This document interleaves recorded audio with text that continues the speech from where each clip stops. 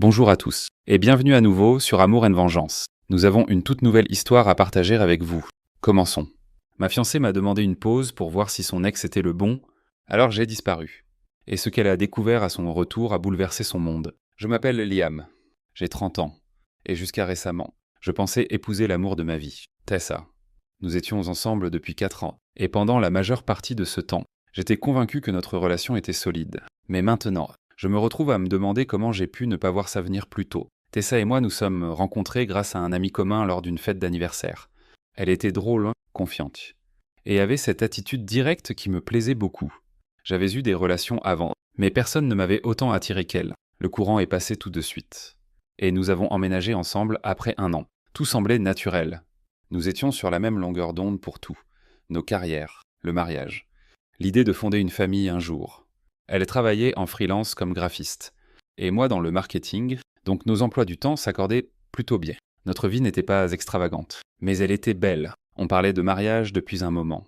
Mais ce n'est que l'année dernière que je lui ai fait ma demande. Rien de grandiose. Juste un dîner tranquille à la maison. Rien que nous deux. Tessa semblait aux anges. Elle a pleuré, m'a serré dans ses bras, et a dit oui. Ce soir-là, nous avons commencé à planifier l'avenir, un mariage en automne. Une liste d'invités restreinte. Et une petite salle charmante au bord d'un lac. Tout semblait se mettre en place. Du moins, c'est ce que je croyais. Les premiers signaux d'alerte n'étaient pas flagrants. C'était de petites fissures discrètes que j'ai ignorées, parce que je ne voulais pas trop y penser, par exemple. L'enthousiasme de Tessa pour les préparatifs du mariage a commencé à s'essouffler après quelques mois, au début. Elle était à fond, m'envoyant des tableaux Pinterest, parcourant des robes de mariée, et me posant des questions sur des détails, comme si je préférais des tulipes ou des roses pour les centres de table. Mais ensuite, tout s'est arrêté, quand je lui demandais, par exemple, si elle avait choisi ses demoiselles d'honneur. Elle éludait. Pas encore. J'y réfléchis, disait-elle. Encore et encore. Pareil pour sa robe, le gâteau, même la musique. Chaque décision qui nous excitait autrefois devenait une chose qu'elle voulait repousser. On a encore le temps, me disait-elle. C'était comme si le mariage était devenu une pensée secondaire. À l'époque, je me suis dit que c'était juste le stress. Planifier un mariage. Ça peut être écrasant. Non. Et Tessa avait beaucoup de travail. Je pensais qu'elle finirait par se ressaisir.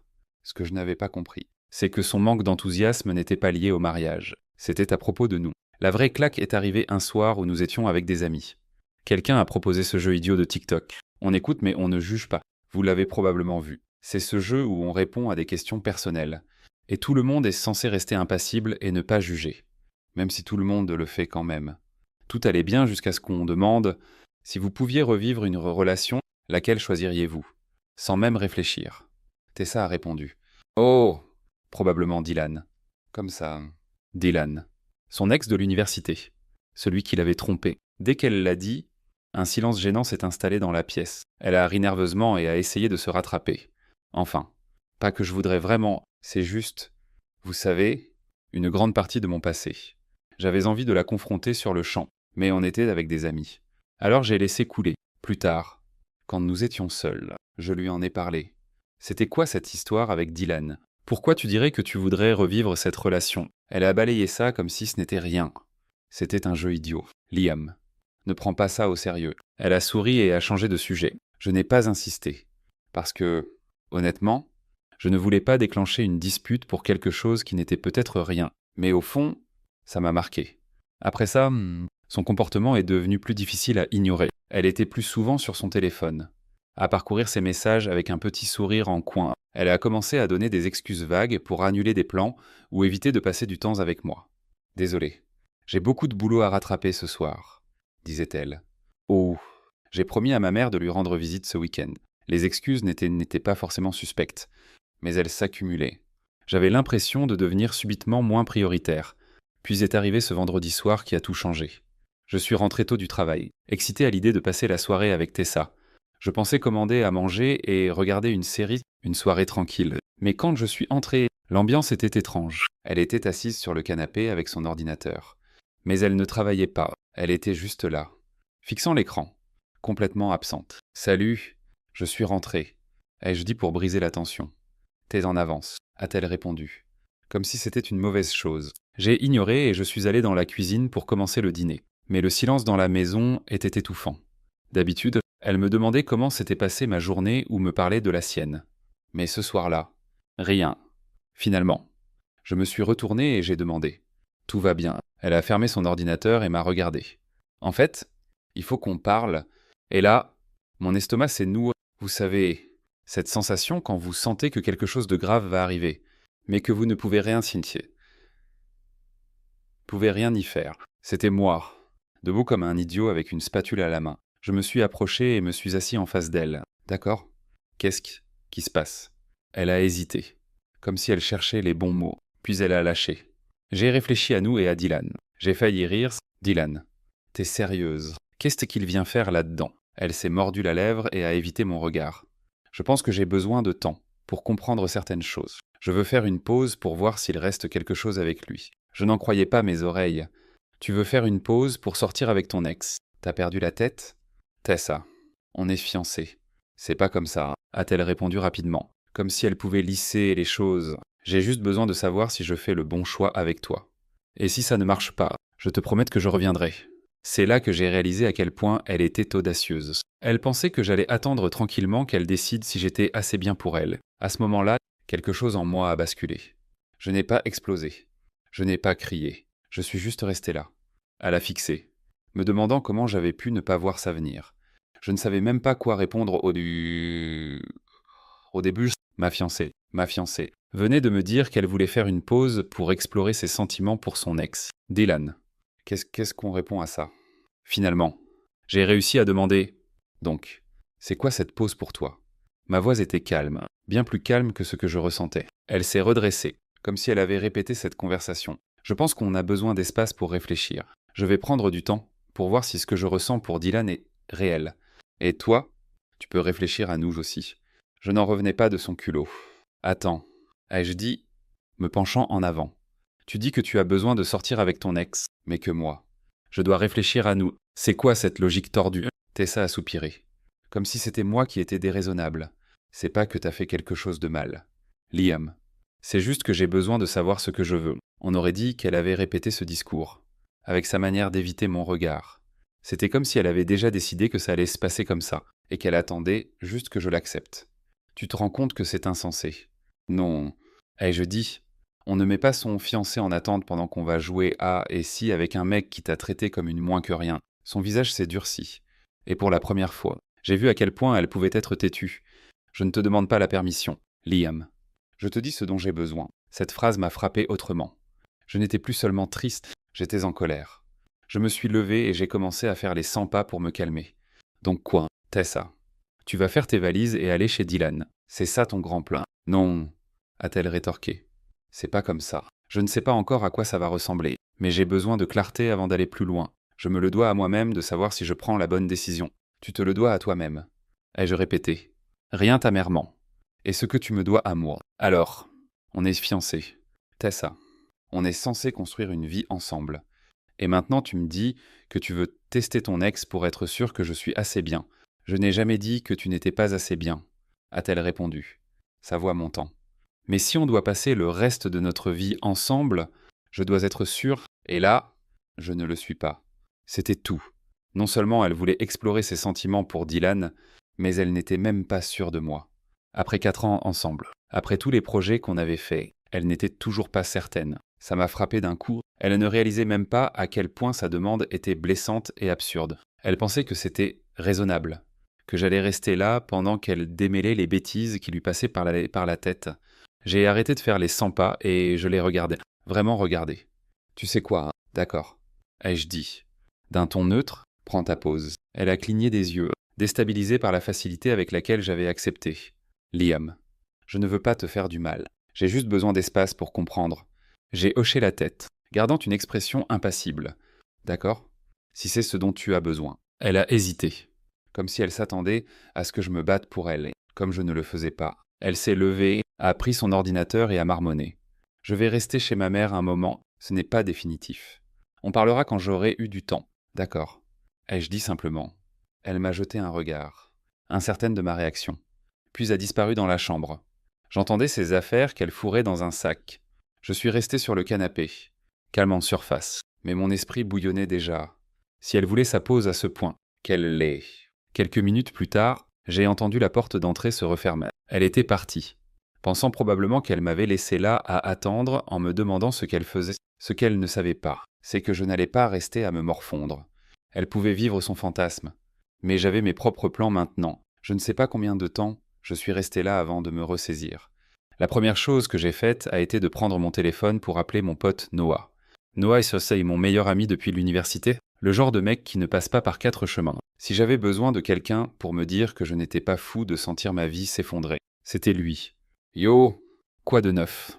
a-t-il répondu, d'un ton décontracté. Tessa veut faire une pause pour sortir avec son ex. Ai-je lâché ? Il y a eu un long silence. « Quoi ?» a-t-il fini par dire. « Elle t'a dit ça en face. »« Ouais » ai-je répondu, me frottant la tempe. Elle a fait son sac et elle est partie. Comme si c'était rien. Elle a dit qu'elle a besoin de clarté. Noah a laissé échapper un sifflement. « Mec, c'est tordu, ça va. Toi, pas vraiment, ai-je admis. Je ne sais même pas comment gérer ça. 4 ans, mec, 4 ans, et elle est toujours accro à Dylan. Tu veux que je passe ? On peut commander à manger. Parler. Ouais, ce serait super, ai-je dit. 1 heure plus tard, Noah s'est arrivé avec une pizza. Il ne m'a même pas laissé tout expliquer. Il m'a juste écouté déverser tout ce que j'avais sur le cœur. Quand j'ai fini, il secouait la tête. Frérot, elle ne te mérite pas. Si elle ne voit pas ce qu'elle a avec toi, c'est son problème. Tu vaux mieux que quelqu'un qui te traite comme une option de secours. J'ai hoché la tête, mais ça ne me faisait pas me sentir mieux. Ce n'était pas juste perdre Tessa, c'était perdre l'avenir que je pensais construire avec elle. J'avais imaginé une vie avec elle, le mariage, des enfants, toutes. Et maintenant, tout ça avait disparu. On est resté éveillé tard, à parler et regarder la télé. Et pour la première fois en des heures, j'ai commencé à sentir le sol se stabiliser sous mes pieds. Je n'avais pas encore de plan. Mais une chose était claire. Je n'allais pas laisser Tessa me tenir en laisse pendant qu'elle décidait ce qu'elle voulait. Le lendemain matin, mon téléphone a vibré. J'ai roulé sur le côté, à moitié réveillé. Et j'ai plissé les yeux sur l'écran. Tessa, évidemment. On peut parler. J'ai fixé le message un moment, le cerveau encore embrumé. Elle veut parler, sérieusement. Après tout ce qu'elle m'a balancé, maintenant elle veut jouer la petite amie concernée. J'ai pensé qu'elle avait peut-être réalisé à quel point elle avait été ridicule la veille. Je me suis traîné jusqu'à la cuisine pour faire du café. Hors de question que je gère ce cirque sans caféine, en m'appuyant contre le plan de travail, sirotant de mon café. Mon esprit s'emballait. Elle avait vraiment le culot de revenir et d'agir comme si c'était à moi de lui accorder de la patience. Ce n'était plus de la colère que je ressentais, c'était de l'incrédulité. Comment quelqu'un pouvait-il être aussi inconscient, aussi absorbé par son propre fantasme, pour penser qu'un tel comportement était acceptable ? Mais je n'allais pas lui montrer ça. Non. Si elle voulait jouer à ce jeu, j'allais jouer aussi, sauf que je ne serais pas celui qui perdrait, finalement. J'ai pris mon téléphone et répondu. D'accord. Passe plus tard. Courte. Simple. En la laissant croire qu'elle contrôlait encore la situation. Quelques heures plus tard, la voilà à la porte. Comme si rien ne s'était passé. Elle était impeccable. Comme si elle avait passé trop de temps à peaufiner son look calme et posé. Ses cheveux étaient faits. Son maquillage parfait. Je voyais qu'elle avait répété son discours. Elle était prête à me vendre ce qu'elle avait préparé. Je me suis écarté sans un mot pour la laisser entrer. Elle est entrée comme si elle était encore chez elle, s'asseyant sur le canapé comme un jour ordinaire. « Merci de me laisser venir », a-t-elle dit doucement, comme si elle me faisait une faveur. Je me suis adossé au mur. Quoi de neuf ?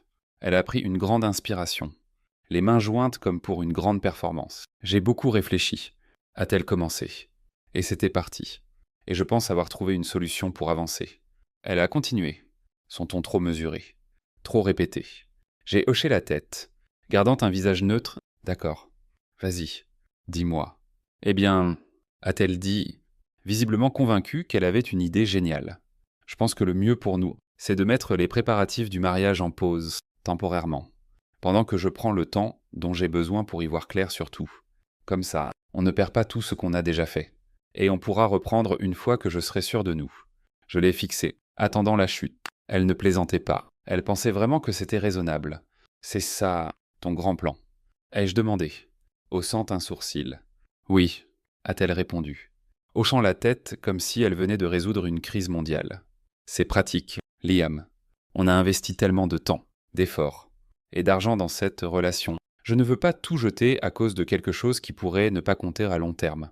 quelque chose qui pourrait ne pas compter. Cette phrase tournait en boucle dans ma tête. Elle parlait de nous, de notre relation, comme si c'était un portefeuille d'investissement qu'elle ne voulait pas liquider. J'ai senti un rire monter, mais je l'ai retenu. Pas encore. Laisse-la continuer. T'es d'accord avec ça?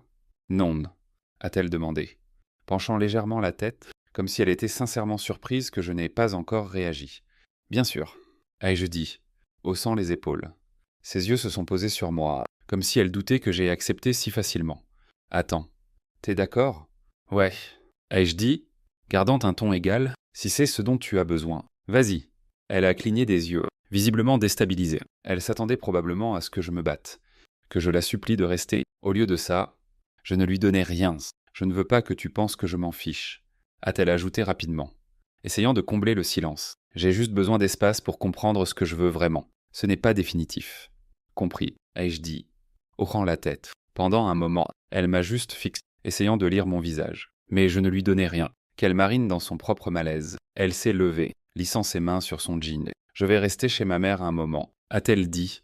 Ce n'est pas définitif. On parlera quand j'aurai eu du temps. D'accord, ai-je dit.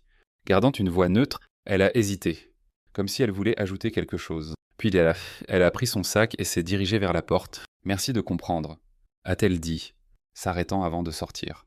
J'ai juste hoché la tête, gardant un visage impassible.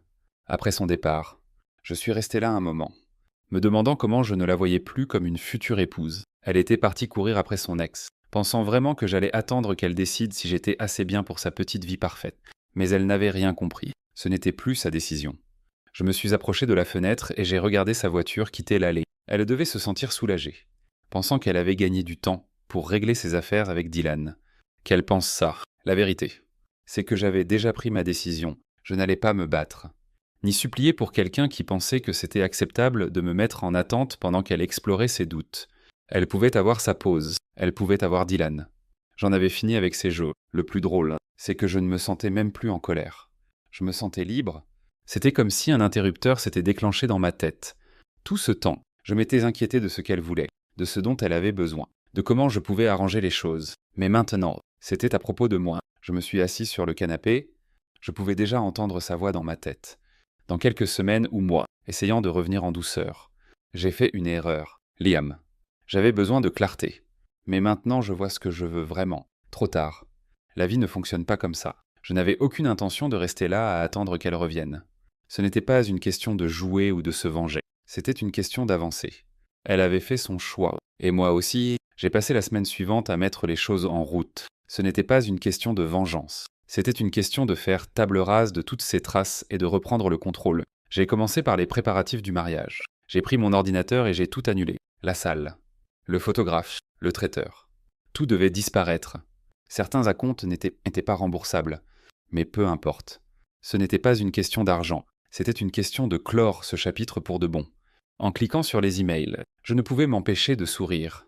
Elle pensait probablement que j'étais chez moi, le cœur brisé, à attendre qu'elle réalise que j'étais mieux que son ex et qu'elle revienne en rampant. Elle n'avait aucune idée que j'étais en train de l'effacer de ma vie. Un email à la fois. Ensuite, la maison. C'est drôle. Tessa agissait toujours comme si c'était notre maison. Elle avait choisi les couleurs des murs, m'avait embêté avec les coussins décoratifs, et avait même insisté pour ces rideaux affreux dans le salon. Mais ce qu'elle n'avait jamais semblé comprendre, c'est que la maison était à moi. Mon nom sur l'acte de propriété. Mon argent dans l'hypothèque. J'ai appelé Noah, qui m'a mis en contact avec un agent immobilier. En quelques jours, j'avais les papiers prêts pour mettre la maison en vente. Mon plan était simple, vendre la maison, tourner à la page, et laisser Tessa sans rien à quoi revenir. Elle voulait de l'espace pour organiser sa vie. Elle pourrait le faire de zéro. Une partie était presque trop satisfaisante. Tessa avait laissé toutes ses affaires derrière elle quand elle était partie. Vêtements, livres, et ces ridicules pancartes. Vise, Ris, Heim, qu'elle insistait pour mettre partout. J'ai tout mis dans des cartons et je les ai déposés chez sa mère. Sans prévenir. Sans message. Je les ai laissés sur le perron avec une note. Voici tes affaires. Bonne chance avec Dylan. Était-ce mesquin? Peut-être. Est-ce que ça m'importait? Pas le moins du monde. Ensuite, j'ai attendu. Comme prévu. Une semaine plus tard. Mon téléphone a vibré. C'était elle. On peut parler. Je pense qu'on doit clarifier les choses. J'ai ri tout haut. Elle avait dû réaliser que son petit fantasme avec Dylan n'était pas à la hauteur de ses attentes. Je ne pouvais pas résister à voir comment ça allait se jouer. D'accord. Ai-je répondu. Passe demain. Le lendemain, elle est arrivée. Et l'expression sur son visage était impayable. Elle est entrée et s'est figée, ses yeux parcourant les murs nus, les étagères vides, les cartons de déménagement empilés dans un coin. Qu'est-ce qui se passe ici a-t-elle demandé.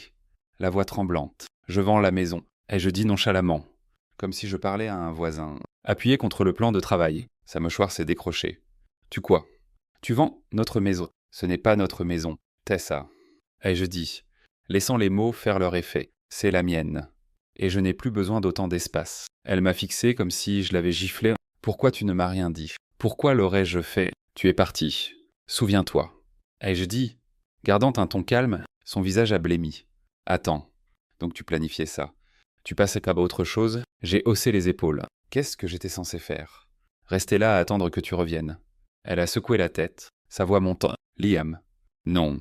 Ce n'est pas ce que je voulais dire quand j'ai dit que j'avais besoin de temps. Tu ne pensais pas que je te prendrais au sérieux. L'ai-je interrompu. Tu as dit que tu avais besoin d'espace pour savoir si tu me voulais ou si tu voulais Dylan.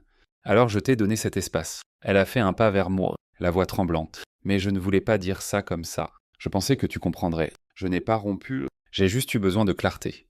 J'ai ri, secouant la tête, de la clarté. Tessa, tu ne voulais pas de clarté. Tu voulais un filet de sécurité. Tu pensais pouvoir partir, tester les eaux avec Dylan, et revenir ici comme si de rien n'était. Désolé. Mais ça ne marche pas comme ça. Sa façade s'est complètement effondrée. Liam, s'il te plaît. J'ai fait une erreur, Dylan. Il n'est pas ce que je pensais. Il n'a pas changé. J'ai été stupide. Je le vois maintenant. S'il te plaît. Ne fais pas ça. S'il te plaît. Ne jette pas tout ce qu'on... J'ai croisé les bras, soutenant son regard larmoyant avec un regard ferme. Tu as raison sur une chose, Tessa. Tu as été stupide. Mais pas seulement pour être retourné vers Dylan. Tu as été stupide de penser que j'allais te laisser me traiter comme un plan de secours. Elle m'a attrapé le bras, sa voix désespérée. Ce n'était pas ça. Je te le jure. J'ai juste paniqué. J'avais peur. Mais maintenant, je sais que c'est toi. Ça a toujours été toi. S'il te plaît, on peut réparer ça. On peut encore se marier. J'ai retiré mon bras, secouant la tête. Non, on ne peut pas. Tu as fait ton choix, Tessa. Tu as choisi le doute. Tu as choisi Dylan. Et maintenant, je me choisis. Moi. Son visage s'est effondré. Et elle a commencé à sangloter. Liam, s'il te plaît. Je ferai n'importe quoi pour réparer ça. C'est trop tard. Ai-je dit fermement. Tu as brisé ça. Tu ne peux pas revenir et faire comme si rien ne s'était passé. Elle est restée là, tremblante, les larmes coulant sur son visage, réalisant enfin qu'il n'y avait plus rien à dire. Elle s'est tournée et est sortie. Et avec ça, Tessa était hors de ma vie. Du moins, je le pensais. J'ai vendu la maison, emménagé dans un nouvel appartement, et commencé à mettre tout ce qui la concernait derrière moi. Je n'étais pas amer. Je n'avais simplement plus l'énergie de porter ses bagages. Je pensais avoir géré ça proprement, qu'on était passé à autre chose séparément. Mais Tessa, elle n'avait pas fini. Et quand elle a agi, ce n'était pas de front. Le premier signe que quelque chose clochait est venu d'un coup de fil de ma mère. À peine avais-je dit bonjour qu'elle a attaqué. Liam. Pourquoi est-ce que j'apprends par tante Sharon que le mariage est annulé? C'est vrai. Je me suis figé. Les mots me prenant par surprise. Les seules personnes au courant de l'annulation étaient Tessa et moi. Je n'avais même pas encore parlé à ma famille, parce que, franchement, je ne voulais pas gérer leur réaction. Mais maintenant, la nouvelle circulait. D'où tante Sharon tient-elle ça? Ai-je demandé prudemment, soupçonnant déjà la réponse. De la mère de Tessa. Elle raconte à tout le monde que tu as annulé le mariage. Apparemment, Tessa est dévastée et tu es déraisonnable. J'ai failli lâcher le téléphone. Dévastée. Déraisonnable. L'audace qu'elle avait à me faire passer pour le méchant était presque impressionnante. C'était elle qui était partie. Celle qui voulait explorer ses sentiments pour son ex infidèle. Et maintenant, elle me faisait passer pour le méchant. Maman, ce n'est pas ce qui s'est passé. Ai-je dit, essayant de garder une voix calme, Tessa et moi ne sommes plus ensemble. Elle a fait son choix. Et j'ai tourné la page. Eh bien, tu dois faire du contrôle de dégâts, a-t-elle dit, d'un ton sec. La moitié de la famille parle de ça. Et ils pensent tous que tu l'as laissé tomber sans raison. Contrôle de dégâts. Voilà où on en était. Non seulement Tessa s'était insinuée dans les conversations de ma famille, mais elle avait transformé tout ça en une fête de la pitié pour elle-même. J'aurais dû laisser tomber, j'aurais dû mettre ça sur le compte de sa mesquinerie et passer à autre chose. Mais quand j'ai reçu un appel de mon patron le même jour, j'ai réalisé que ce n'était plus juste une affaire familiale. Salut Liam. Je voulais juste vérifier, a dit mon patron prudemment. Tout va bien. J'ai entendu par un ami que ton ex traverse une période difficile et qu'elle a mentionné ton nom. Mon ex a mentionné mon nom au travail. Elle n'a pas donné de détails. Mais tu sais comment ces choses se propagent. Je veux juste m'assurer que ça ne va pas causer de distraction ici. J'ai serré la mâchoire, les pièces du puzzle s'assemblant. Tessa n'avait pas juste raconté son histoire à la famille. Elle traînait mon nom dans son mélodrame personnel auprès de quiconque voulait l'écouter. J'ai remercié mon patron de m'avoir prévenu et j'ai raccroché. Mon sang bouillait. Ce n'était plus une question de closure ou de réparer les choses. Elle essayait délibérément de saboter ma vie, se faisant passer pour la victime auprès de tous ceux qui lui accordaient 5 minutes d'attention. C'était la goutte d'eau. J'étais resté silencieux jusque-là, pensant que c'était la chose mature à faire, mais si elle voulait jouer à ce jeu, je n'allais pas rester les bras croisés et la laisser réécrire l'histoire. Le lendemain, j'ai envoyé un message groupé à nos 2 familles. Courte et directe. Bonjour à tous. Je voulais clarifier quelque chose. Tessa et moi ne sommes plus de fiancés. Et c'était une décision mutuelle après beaucoup de discussions difficiles. J'apprécierais que nous respections tous la vie privée de chacun et que nous avancions sans attribuer de blâme. Merci. Ce n'était pas dramatique. Mais c'était suffisant pour couper court à ces bêtises avant qu'elles ne se propagent davantage. Ensuite, je l'ai bloquée partout. Téléphone, réseaux sociaux, emails. Elle ne méritait plus d'accès à ma vie. Pas après d'avoir essayé de déformer les choses. Les retombées n'ont pas été faciles. Ma mère n'était pas ravie de ma manière directe de gérer ça. Et quelques membres de la famille chuchotaient encore que j'avais jeté quelque chose de bien. Mais je connaissais la vérité. Et c'était assez. Tout ce que mon ex-fiancée a fait, c'est me montrer à quel point elle me respectait peu. Ainsi que notre relation, si quoi que ce soit. Elle m'a rendu encore plus reconnaissant de l'avoir coupée pour de bon. Alors voilà, j'ai enfin tiré un trait. La bloquer. C'était comme couper l'alimentation de la machine à drame qu'elle faisait tourner depuis des semaines. Ce n'était pas juste la faire taire, c'était reprendre ma paix. La première chose que j'ai faite a été de reprendre le contrôle de l'histoire. Les gens adorent combler les vides quand on reste silencieux. Et j'avais donné à Tessa trop de place pour façonner son récit.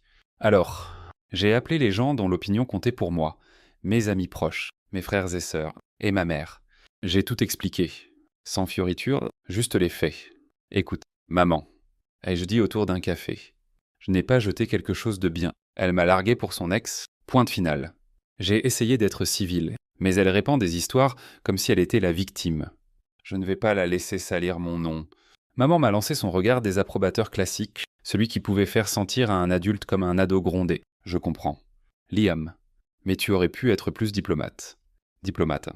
Maman, elle étale notre linge sale à qui veut l'entendre.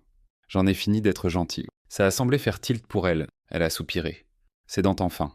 Je veux juste que tu sois heureux. Ne la laisse pas t'entraîner dans son chaos. À partir de là, je me suis donné pour mission de faire taire les murmures partout où ils surgissaient. Si quelqu'un mentionnait Tessa, je donnais la version courte.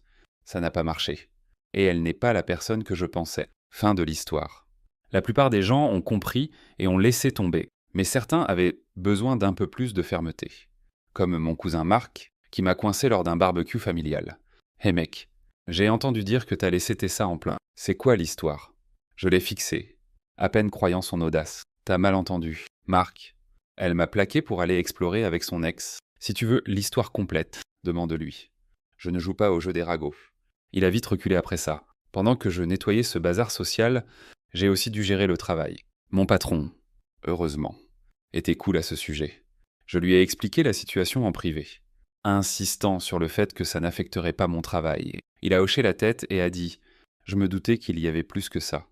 Concentre-toi et ne te laisse pas perturber. » Mais Tessa n'avait pas fini de remuer le couteau dans la plaie. Une semaine plus tard, j'ai reçu un email d'une amie commune, Sarah.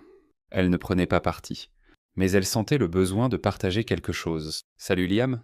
Je pensais que tu devrais savoir que Tessa poste des trucs en ligne. Rien de franchement méchant. Mais c'est clair qu'elle parle de toi. Juste pour te prévenir, j'ai remercié Sarah et j'ai vérifié. Effectivement. Tessa postait des citations vagues et passives-agressives sur la trahison et le chagrin. Du genre, certaines personnes jettent des diamants pour courir après des cailloux. Très subtil. Au début. J'ai été tenté de répondre. De la remettre à sa place pour ses absurdités. Mais je me suis arrêté. Pourquoi m'abaisser à son niveau? Elle voulait une réaction et je n'allais pas lui en donner à la place. J'ai signalé ses publications pour harcèlement et j'ai continué ma vie. C'était le vrai tournant pour moi. Réaliser que je ne lui devais, ni à elle ni à personne, d'explication. Ma vie n'était pas un forum public pour qu'elle la dissèque et la manipule. Si elle voulait vivre dans le passé, c'était son problème, pas le mien. Une nuit. En discutant avec mon pote Jake, il a dit quelque chose qui m'a vraiment marqué. Mec, t'as évité une balle. Imagine si tout ça était sorti après votre mariage. T'es mieux sans elle. Crois-moi. Il avait raison. Aussi douloureux que ça ait été. Rompre avec Tessa avant le mariage était la meilleure chose qui pouvait arriver. Ce n'était pas juste éviter le drame. Être avec elle m'avait aveuglé sur ce que je voulais vraiment chez une partenaire. Quelqu'un qui me soutient, pas quelqu'un qui me tourne le dos dès que les choses deviennent difficiles. Au bout de quelques mois, les frasques de Tessa ont commencé à s'estomper. Les gens ont tourné la page. Et moi aussi, la famille a arrêté de parler d'elle. Les murmures au travail se sont tus, et ses publications en ligne ont fini par se tarir.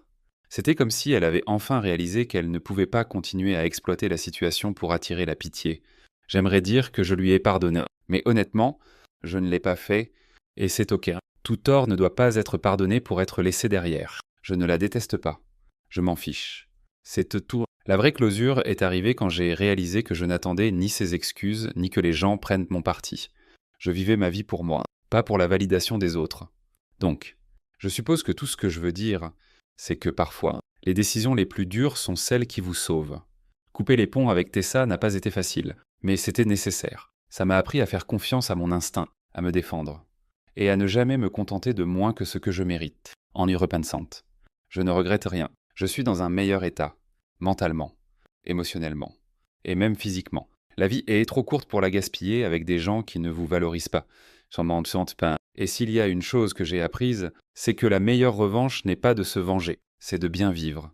Et avec ça, ce chapitre de ma vie est officiellement clos. Merci d'avoir tenu jusqu'au bout.